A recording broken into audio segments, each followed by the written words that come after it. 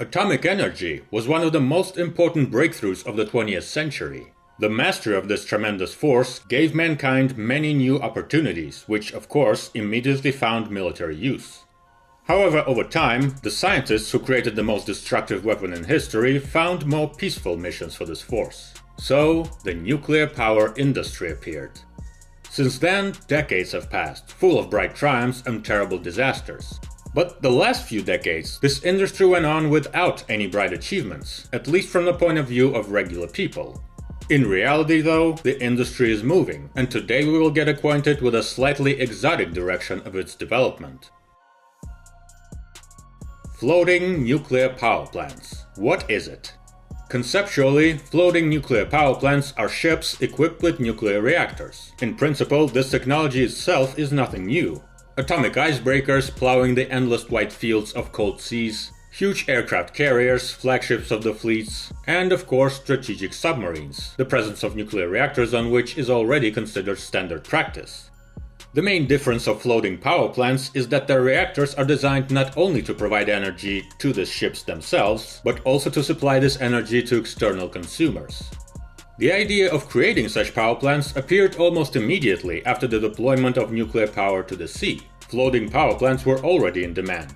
There are many regions that, on the one hand, have industrial enterprises, bases and residential areas that require a lot of energy, and on the other, make it very difficult to build full-fledged power plants there. Back in the 1960s, some countries created floating power plants based on conventional fuels, and the nuclear reactor seemed a logical solution.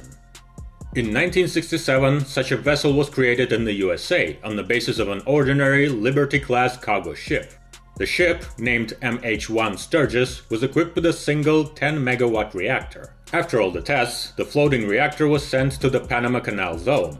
An excellent example of potential use. A huge infrastructure facility that required a lot of energy with nowhere to get it from.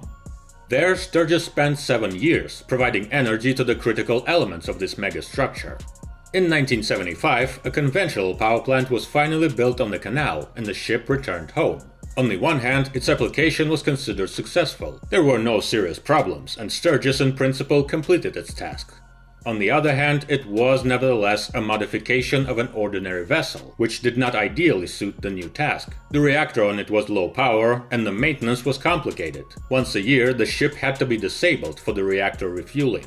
In the end, its work was not continued. The ordinary fuel generators turned out to be simpler and cheaper. But almost half a century has passed since then. Technology has taken a step forward, and perhaps now we can revive this topic and do something more promising. This task was taken up by the Russian Rosatom Corporation.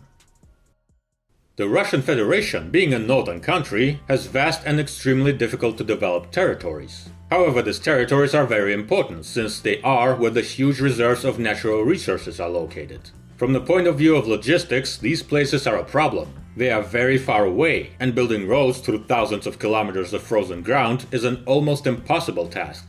The only promising way to solve this transportation problem is the sea. These territories lay on the shores of the Arctic Ocean, which will soon become the basis of a large transport corridor, both between the regions of the north of Russia and from Asia to Europe. To implement large-scale development plans, it is necessary to create infrastructure there, which is extremely challenging. And the biggest problem is the energy shortage. Building classic power plants is very difficult. The idea to create a power plant that does not need constant fuel supply and deliver it there seemed quite logical. Actually, floating nuclear power plants were interesting in the USSR back in the 1970s, but work was being carried out slowly, and after the collapse of the country, all these projects were practically forgotten. They were remembered only in the early 2000s. Finally, we will talk about how they developed this technology. Akademik Lomonosov is the new solution, the first Russian floating nuclear power plant. The vessel is 144 meters or 474 feet long, 30 meters or 98 feet wide, and has a displacement of about 21,500 tons. To make it more epic, I would like to say that this is a huge structure, but objectively it turned out relatively compact. Moreover, Lomonosov is not a ship, but a non-self-propelled power barge. It is for the most part a fixed anchored station, so it makes no sense for it to have its own propulsion system. The barge is being moved by tugboats provided at the right time, therefore its appearance is quite simple. Lomonosov looks like a hefty floating building. Seaworthy performance was not a priority during the development. The barge is divided into three main parts. In the center, under a large superstructure, there is a reactor compartment that generates thermal energy.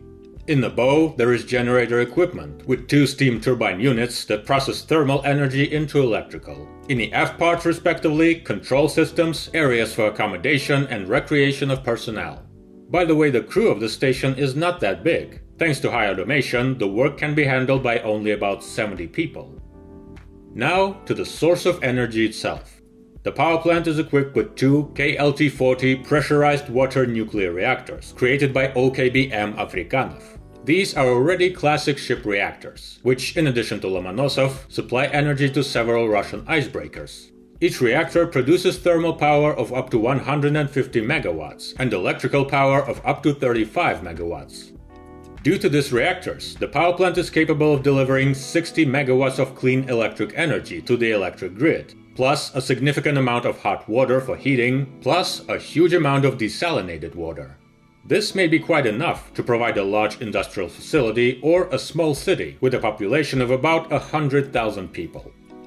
One of the biggest challenges for nuclear scientists was the need to maximize the period of permanent work on site, without interruptions in service. After all, there would be little use for a power plant that every couple of years would have to be disabled and taken to the factory for maintenance. The achievement of the new floating power plant is its own fuel storage and refueling system, which allows it in fact to reload itself. Due to this, the duration of permanent service between maintenances at Lomonosov is extended to 10 to 12 years. In fact, 10 times longer than before. The total service lifetime of the station is presumably up to 40 years. Despite the fact that the power plant is autonomous, it nevertheless cannot work without coastal infrastructure. The energy has to be transferred somewhere. For its full-fledged work, the energy-receiving equipment is located on the coast, plus some protective structures for the barge, if it is deployed in aggressive regions, for example in the north, where there is a threat of meeting a drifting iceberg. Here usually arises the first security question. A lonely nuclear facility may be damaged, destroyed or sank by storms, icebergs or terrorists. Some opponents of the project have already named it a nuclear Titanic or Chernobyl on ice. But the barge, after all, is not a ship and does not imply a kind of constant voyages across the seas and oceans. At the same time, it has multi-level ship protection from external influences, including a double hull structure. The risk of an incident caused by sabotage or a terrorist attack is no higher here than on any other nuclear facility or ship. The security here is tight, and in order to destroy it from the outside, they would probably have to use some anti-ship missiles, which is clearly not the level of extremist gangs.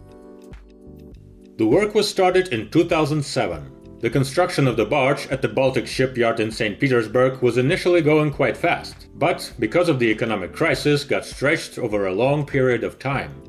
In 2018, Akademik Lomonosov was moved from St. Petersburg to Murmansk to the Atomflot base, where ships with nuclear power plants are being serviced.